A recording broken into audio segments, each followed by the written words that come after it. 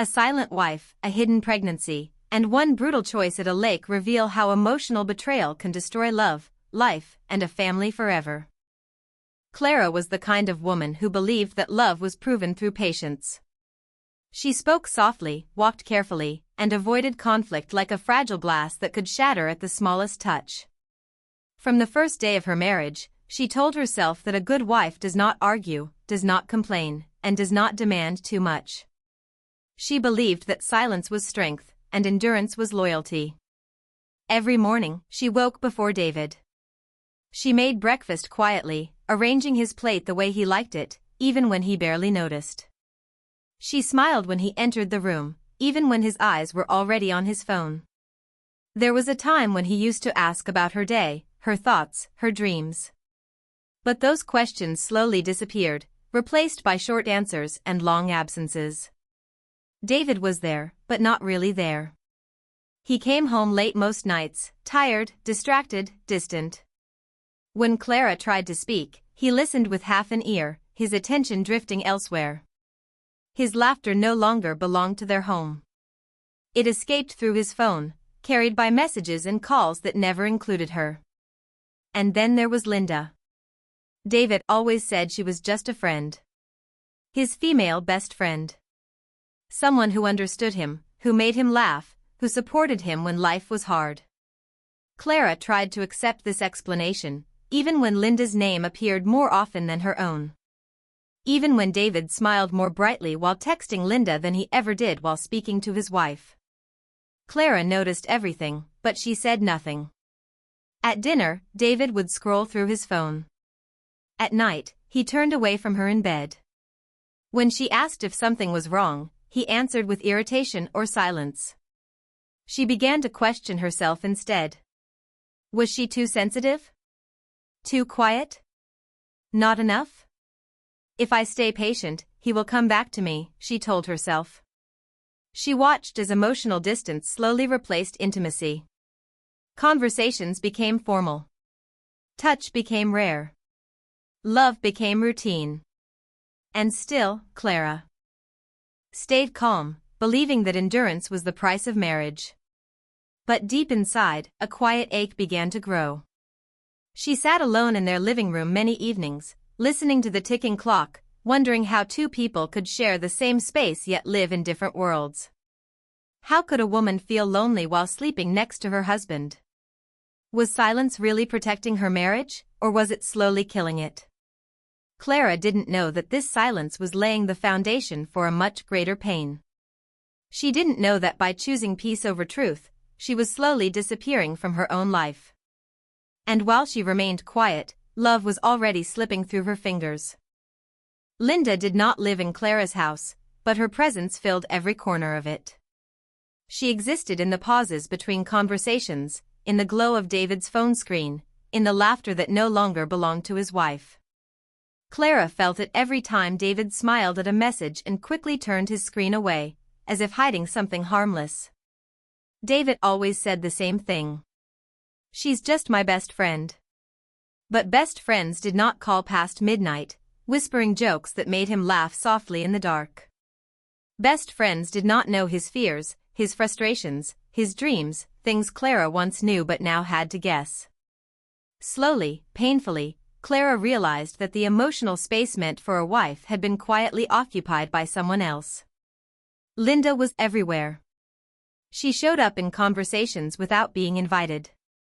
David would say, "Linda thinks this," or "Linda suggested that," as if her opinion mattered more than his wife's. When Clara tried to share her thoughts, David nodded absent-mindedly, already distracted, already somewhere else. Then there were the gifts. One evening, David came home carrying a small jewelry box, not for Clara, but for Linda. He said it was nothing special, just a thank-you gift. Another time, he surprised Linda with an expensive phone, explaining that she needed it for work. When Valentine's Day arrived, Clara received a blender. Linda received diamonds, flowers, and a note that said, "You are the only woman who truly understands me." Clara held her gift in her hands, her smile frozen, her heart sinking. Maybe I am asking for too much, she thought. She told herself she should be grateful. She told herself not to compare. She told herself that love was not measured by gifts. But every time David chose Linda's happiness over hers, the truth became harder to ignore. At home, Clara felt like a guest. David and Linda shared inside jokes she didn't understand. They laughed loudly while Clara sat quietly, forcing a smile, wondering when she had become invisible in her own marriage. Linda spoke freely, teasing David in ways that crossed boundaries, while David laughed and called it harmless. When Clara finally tried to speak, David brushed it off. "You're overthinking. Don't be jealous." Jealous. The word cut deeper than he knew. Was it jealousy to want her husband's attention? Was it insecurity to feel replaced? Or was it simply the pain of watching someone else take her place? Clara began to doubt herself more than she doubted them. She swallowed her discomfort, believing that speaking up would make things worse. She stayed quiet, hoping David would notice her pain without her having to explain it. But he never did. And with each passing day, Clara felt more like a stranger in a marriage that once felt like home. From the outside, Clara's marriage looked perfect. At family gatherings and social events, she stood beside her husband with a gentle smile, her posture calm, her voice soft. Anyone watching from a distance would have thought she was lucky. But pain does not always announce itself loudly. Sometimes, it sits quietly behind a polite smile. It was at special occasions that Clara felt it the most. At parties, David's attention rarely stayed with her. His eyes searched the room until they found Linda. When Linda laughed, David laughed louder. When Linda spoke, David leaned in closer. Clara stood just a step behind them, watching her husband shine for another woman while she faded into the background. One evening, during a friend's celebration, David barely spoke to Clara at all. He spent the night dancing with Linda, their movements easy, familiar, intimate. People noticed. Some exchanged glances. Others whispered quietly. Clara felt their eyes on her, full of questions no one dared to ask. She wanted to disappear. Her hands trembled slightly as she held her glass. She told herself to stay calm, to stay graceful. After all, what would people say if she reacted?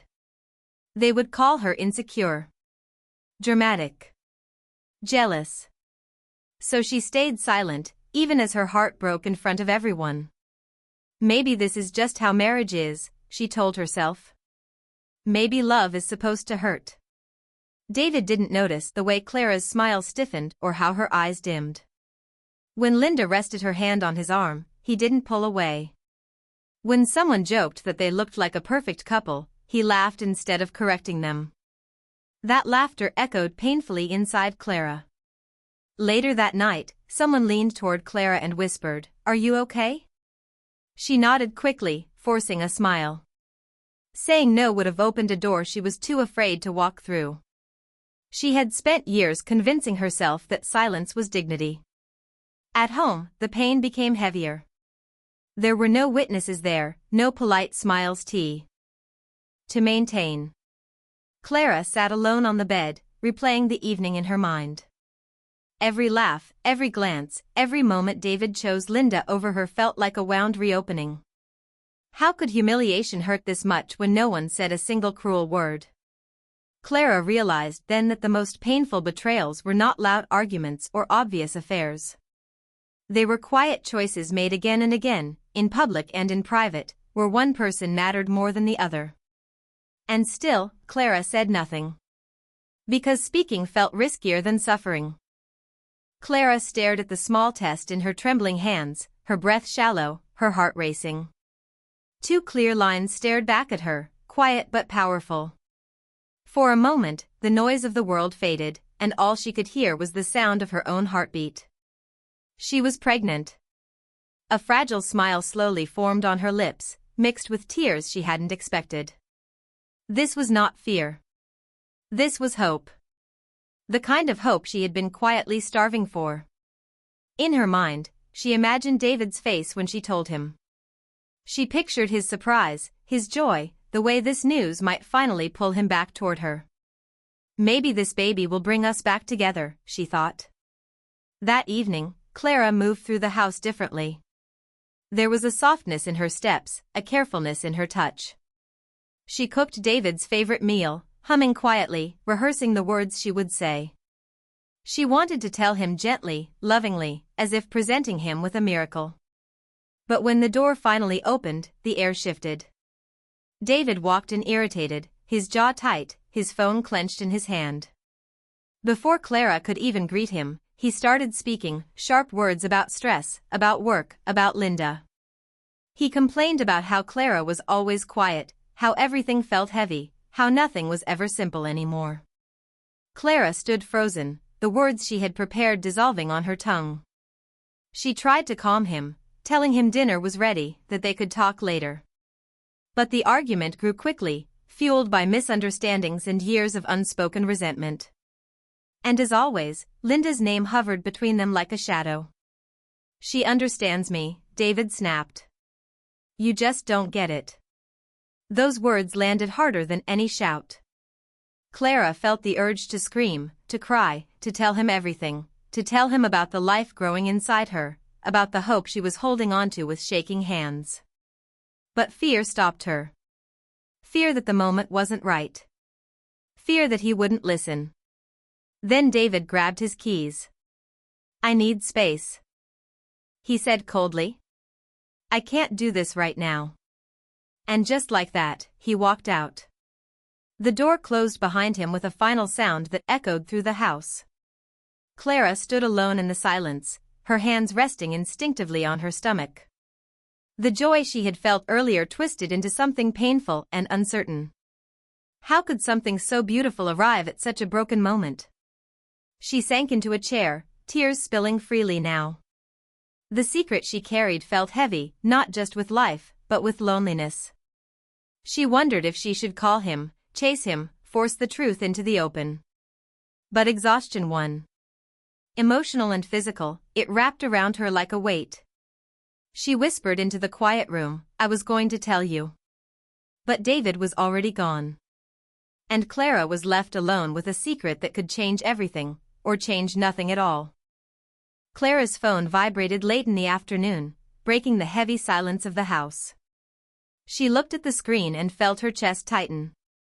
It was Linda. For a moment, Clara considered ignoring it. But curiosity, mixed with desperation, pushed her to answer. Linda's voice was calm, almost gentle, too gentle. She spoke about misunderstandings, about tension, about how things had gone too far. She said she wanted peace. I think we should talk, Linda said softly. Just you and me. No fighting. No drama. There's a quiet lake outside the city. Neutral ground. Maybe we can finally clear the air. Peace. The word sounded comforting, like a promise. Clara closed her eyes, her hand resting unconsciously on her stomach. She thought of David, of the silence between them, of the secret she still carried. Maybe this was a chance to fix things. Maybe understanding Linda would help her save what was left of her marriage. If I don't try, I'll always wonder, she told herself. The drive to the lake felt longer than usual. The road stretched ahead, surrounded by trees that grew thicker with every mile. The sky was dull, the air heavy, as if nature itself was holding its breath. Clara tried to ignore the unease settling in her chest. When she arrived, the place was almost empty. The lake lay still, dark water reflecting nothing but shadows. Linda stood near the edge, waving lightly, her smile calm and unreadable. You came, Linda said, sounding pleased. They walked together toward the water, the silence between them thick. Linda spoke first, her tone casual, almost friendly. She talked about David, about how complicated emotions could be, about how no one ever meant to hurt anyone. Clara listened quietly, searching for honesty in Linda's words. Then the mask slipped. You know he loves me, right? Linda said suddenly, her voice sharp beneath the calm. He always has. Clara stopped walking. Her heart pounded. She asked Linda why she had called her here if all she wanted was to hurt her. Linda turned slowly, her eyes cold, her smile gone. I called you because I'm tired of pretending, she said. I want what should have been mine. The air felt tight, suffocating. Clara stepped back, fear creeping into her bones. This wasn't peace. This wasn't understanding. This was something else entirely. Why did peace suddenly feel like a warning instead of a promise? Linda gestured toward a small canoe tied near the shore. David is on the other side of the lake, she said smoothly. We'll take this and talk to him together. Every instinct in Clara screamed that this was wrong. The lake looked deeper now, darker, unforgiving. But she was tired of fighting alone, tired of unanswered questions, tired of silence. She nodded slowly and stepped into the canoe. As it drifted away from the shore, Clara felt the last sense of safety slip behind her. The water rippled quietly beneath them, hiding what waited below. Peace, she realized too late, can sometimes be the most dangerous disguise of all. The lake was silent, too silent, as the canoe drifted farther from the shore. The water was dark, thick, and unreadable, like it was hiding secrets beneath its surface. Clara sat stiffly, her hands gripping the edge, every nerve in her body screaming that she should not be there. Linda stopped rowing. You know the truth now, Linda said calmly, turning to face her. There's no point pretending anymore. Before Clara could respond, the canoe rocked violently. Whether it was a sudden movement, a deliberate shove, or pure chaos, Clara never knew. All she felt was the sharp tilt beneath her feet, and then cold. The lake swallowed her whole.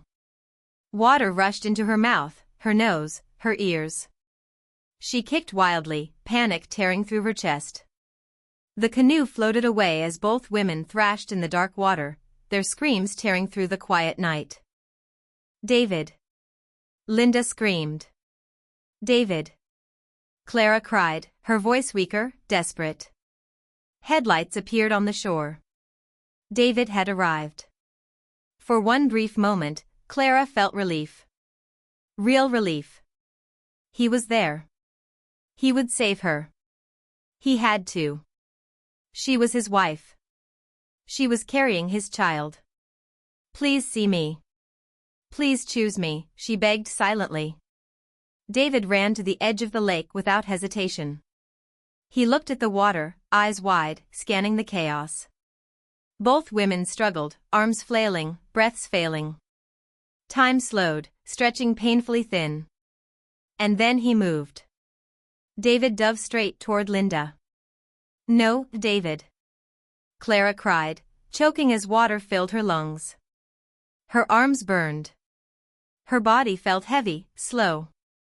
She tried to stay afloat, but fear and exhaustion dragged her down. David reached Linda first. He grabbed her, lifting her above the water, pulling her toward the shore. He spoke to her urgently, his voice shaking, his focus locked on her face. Clara was still there. Still fighting. Still waiting. Linda coughed violently as David dragged her onto land. Only then did she turn her head slightly and say, almost casually, Clara is still in the water. David looked back. By then, Clara's strength was nearly gone. Her vision blurred. Her body trembled. She kicked once more, then again, but the water felt heavier with every second. Was this really the moment he would decide who mattered more? She reached out, her fingers breaking the surface one last time. Her thoughts were no longer clear, only instinct remained, not just to survive, but to protect the life inside her. Hold on, for the baby, she thought. But the lake did not wait. Darkness closed in. The world grew quiet. And Clara slipped beneath the surface, carrying heartbreak, betrayal, and an unborn future with her. On the shore, David held Linda tightly, unaware that the choice he had just made would haunt him for the rest of his life. Clara woke up to bright white lights and the steady sound of a machine beeping beside her bed. Her throat burned. Her body felt heavy, sore, unfamiliar. For a moment, she didn't remember where she was, or why her chest felt so empty. Then it all rushed back. The lake. The cold. David swimming past her. Her hand moved instinctively to her stomach. Panic shot through her veins. She tried to sit up, but pain stopped her.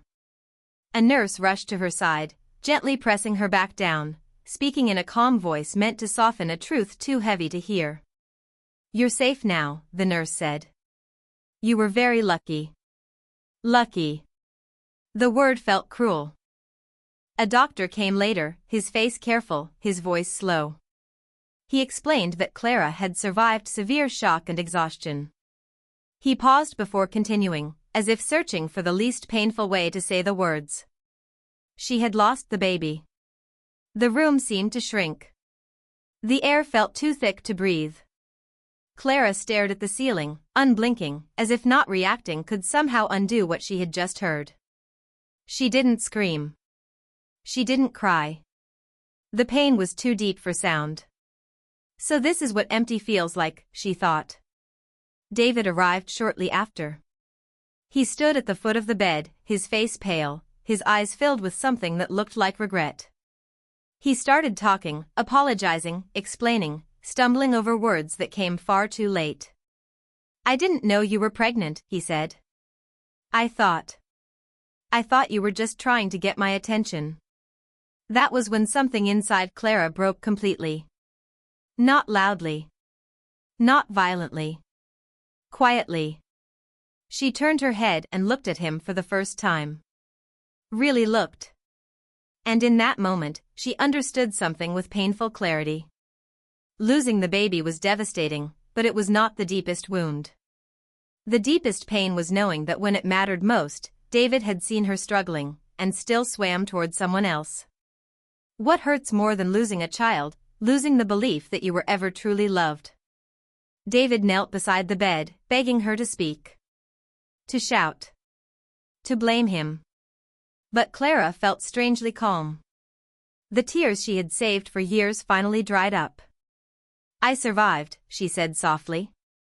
But something else didn't. He didn't understand. Not yet.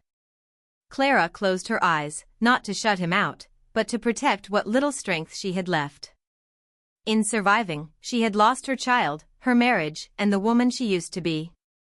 But she was still alive. And that meant something had to change. The divorce papers were thin, almost fragile, yet they carried the weight of years of silence. Clara held them in her hands, surprised by how steady her fingers were. This was the same woman who once trembled at the sound of her husband's disappointment. Now, her voice did not shake when she said the words aloud. "I want my freedom." David sat across from her, stunned. He had imagined anger. Tears.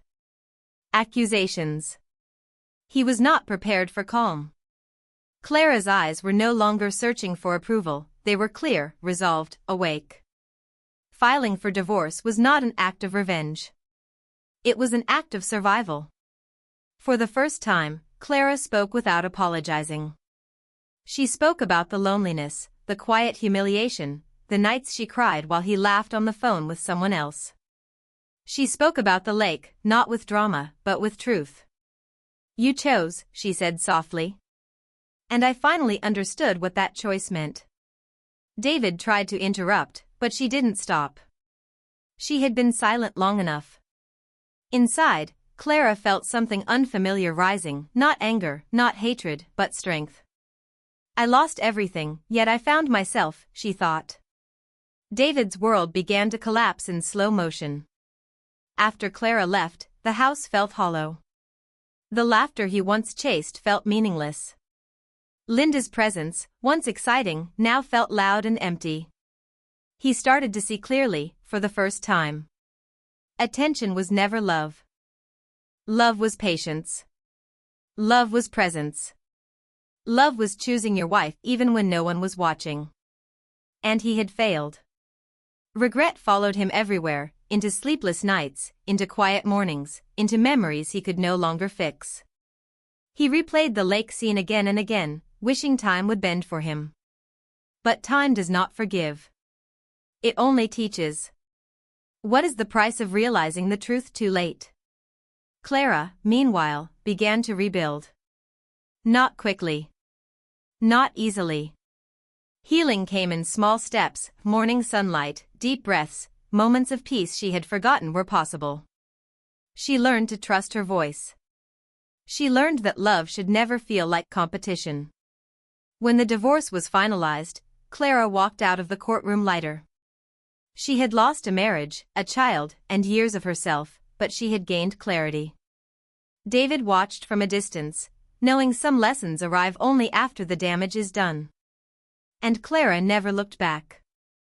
Years passed, not in pain, but in purpose. Clara stood in a sunlit room filled with quiet strength, her voice calm as she spoke to a small circle of women. They listened closely, some with tears, some with hope, all with the same question hidden in their eyes. Clara understood that look. She had once carried it herself. "You are not weak for staying," she told them gently. "And you are not cruel for leaving." This was her work now, helping women find the courage she once searched for in silence. The woman who used to beg for attention had disappeared. In her place stood someone steady, self-aware, and whole. "I survived the storm and became the shelter," she thought. Her life was simple, but full. Mornings began with peace, not fear. Evenings ended with rest, not tears. She no longer measured her worth through someone else's choice. One afternoon, fate tested her calm. Clara stepped out of a bookstore and nearly collided with a familiar face. David froze. Time seemed to pause, heavy with memory. He looked older, worn down by years of regret he could never fully escape. "Clara," he whispered, as if saying her name might reopen the past. She looked at him and felt nothing. No anger. No sadness. No longing. Only distance. David searched her eyes for something, pain, blame, even hatred, but found none. That emptiness frightened him more than anger ever could. "You look happy," he said quietly. She nodded. "I am." That was all. How powerful is a woman who no longer needs closure? As she walked away, Clara felt a strange gratitude. Not for what he did, but for what she became because of it. The pain had shaped her, but it did not define her. David stood alone, finally understanding the truth he had ignored for so long. Love does not wait forever. And when it leaves, it often leaves transformed. Clara did not look back. She didn't need to. No anger. No sadness. No longing. Only distance. David searched her eyes for something, pain, blame, even hatred, but found none. That emptiness frightened him more than anger ever could. "You look happy," he said quietly. She nodded. "I am." That was all. How powerful is a woman who no longer needs closure? As she walked away, Clara felt a strange gratitude. Not for what he did, but for what she became because of it. The pain had shaped her, but it did not define her. David stood alone, finally understanding the truth he had ignored for so long. Love does not wait forever. And when it leaves, it often leaves transformed. Clara did not look back. She didn't need to.